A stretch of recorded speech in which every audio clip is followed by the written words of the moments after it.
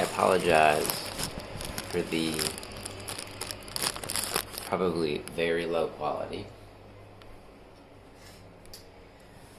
However, my other phone and time of day is broken and not here at the moment. And I can't keep waiting until I can finally fix my phone, which will be in not too long from now, which is in maybe 4 to 5 days before I actually start producing certain material that should have been produced a long time ago. So I'm pretty tired. I'm actually very sick. I don't even know if you can see me right now because of the lighting, but I have like paper or toilet paper stuck in my nose because I've been bleeding and super congested because the air is very dry and it's very cold, and I've gotten like this super cold, and I haven't been sick in so long, and now I have this bloody nose mixed in with a super congested nose that I haven't had in so long, and I don't think I've ever been this congested before. And so, sorry if this is too descriptive, but I'm having like blood interwoven with my congested system, and like it just doesn't stop. For like I'll wake up and then there's just like snot, like blood snot, just like all over my pillow, and my nose is just like running in blood, and I was like, oh my god, what is happening? So that's been my recent experience, and I don't know if you can see this scarf right now, but I think it's personally what I'll probably be wearing in the near future. This feels right, kind of like I'm in the desert. I don't know, this kind of like this type of decor or clothing that I wear just feels kind of like at home, so to speak. It's also hilarious. Most of what I do that ultimately feels right is kind of esoteric and kind of out there and hilarious to me and most likely to many others. So I'm just gonna start off, and by start off, continue on by saying what I'm going to start off with future videos is that I'm going to be playing music in the beginning, because I was watching lots of other videos, and there's always a little tune in the beginning to like introduce people into the production that they're about to watch, and it's a nice formal kind of gateway into what they're going to be experiencing. However, it's the same thing over and over again, and that gets boring. So I'm thinking that I'm probably just going to do some improv every single time, because I know I'm good enough. And if it's just not good in that moment, I want to leave that. I'll probably make fun of myself, and I hope it's what I played now is going to be good. But if it ends up being bad, not only is it a good gateway to kind of like jokingly accept myself as I am, and brush it off on the side, it also over time shows that, well, let's say that like I've reached a place of being a good musician, which I think I will be at some point. I think I'll have productions of music. This will be proof that not everything I play is always perfect, and that's something I promote kind of all the time. So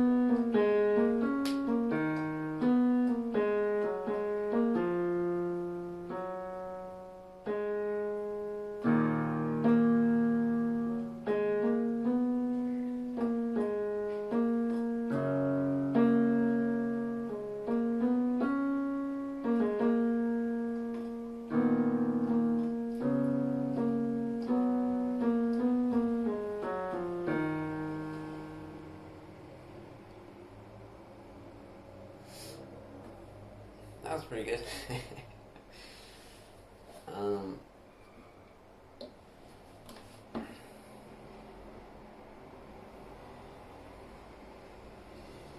there's a lot to say, and there's a lot to do. And just to give you an update with what's going on in my life, the head of creative design / creativity, or the head director or development or producer, one of those roles, there's like two of them mixed in at the company that I've been really wanting to work for because it's aligned with me and my purpose, reached out to me about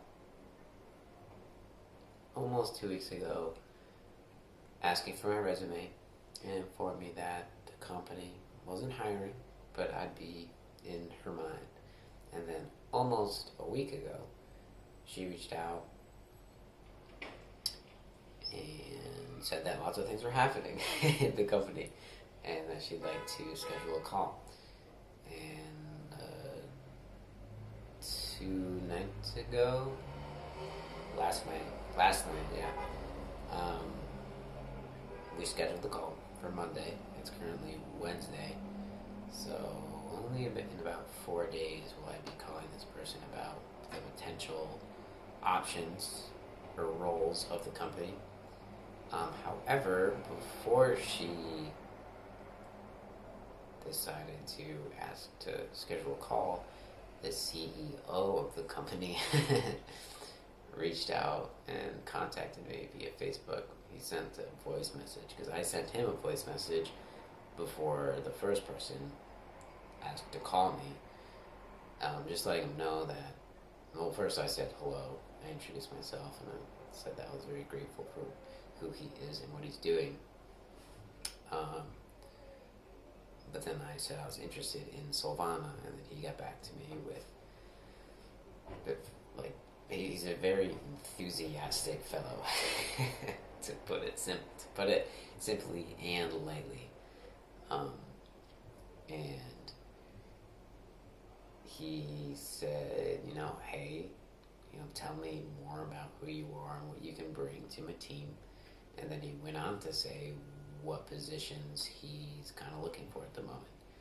And the first two were a web developer and an iOS developer in tech, and I could figure it out and do it, but that would take time. That's not my passion, so that was an automatic no. But those are the first two things that he mentioned in his message. I was just like, I don't know if this is gonna work out. But then he mentioned two other things, and within those two roles, he was very extensive about it. There's a lot more energy behind it, and I think one, it's because someone who was fulfilling the first role, or rather the third role that he mentioned, but the first role that I resonated with, the person previously filling that spot is no longer working there. I don't know if that person left or if he was let go, but so there's a new role there that's just kind of like open. And then the next one is actually a role that person who no longer works there talked to me about being a potential position that he thought was a very good and important next step for someone to fulfill, and that one is going to be the community engager specialist, the one that he left, and the first one that I resonated with, and the third one that the CEO mentioned I think it's called the user growth hacker. And so this fellow that is no longer there was a head of growth guy. And within my response, he said, well, we're looking for someone who can dive into the product at an intimate level, connect with all the teams, and really grow the company on a daily and monthly basis. And we're also looking for someone who can engage with people, especially within these intimate journeys. And I kind of replied, and I said, I think there's, I like I would embody kind of both of them. First of all, already have given my ideas because I have lots of them, but I gave them to the person who no longer works there. And I, B, already engaged with the community, but I'm coming from a community side at the moment, and I think they can be intermingled, and that's an idea within itself. And so I kind of reached out and said, um, they're very intimately connected, and I don't know the perspective and what's going on in Savannah right now, but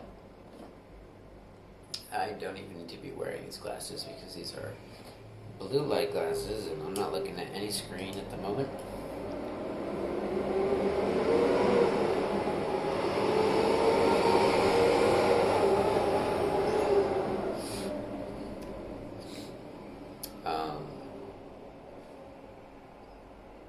But I ultimately basically explained that,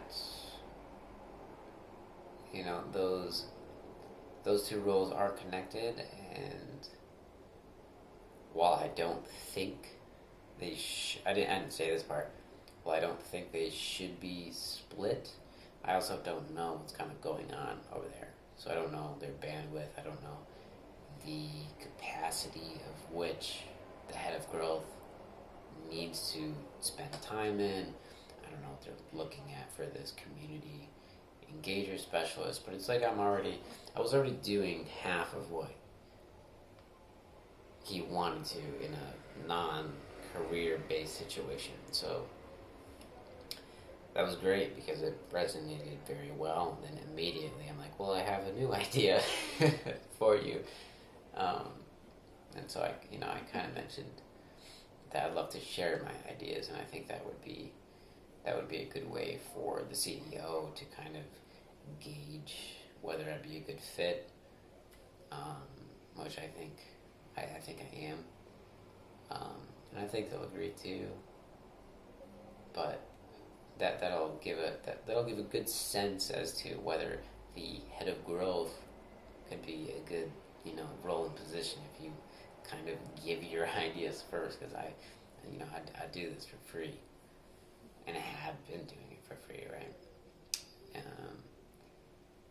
But yeah, so just waiting on him to reply, and then I'll have a call with this creative designer, the person that I ultimately found this company from and through. I'll call with her on Monday, which I'm very excited about. Like, I'd be thrilled to talk to her, even if it wasn't about working for a company of my dreams. But that is what is going on, and at this point in time, I don't really have much to say. Although I do always ask myself if there's anything else that I would like to say, because generally that will spark something.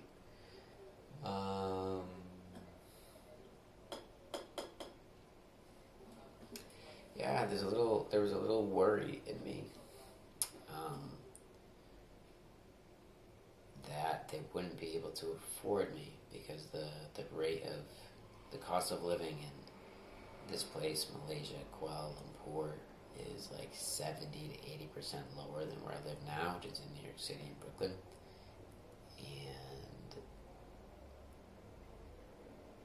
And I would need to make in US dollars, I did some calculations, 16,500.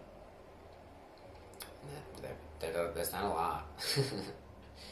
And that's like bare minimum. But it's not a lot in US dollars, and it may be a lot in it's called Malaysian ringgit. It's called 69,000 MYR, I think. Yeah, MYR.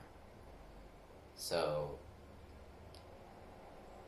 whether or not I move to Malaysia and get paid that much or not, maybe I work at a remote thing, is kind of like up in the air, and I don't know. But I've been a little bit nervous about that, even though everything has been so smooth and seamless. But of course, the my mind does go to, oh no, like what if I'm not able to do it? But we'll see. We will definitely see.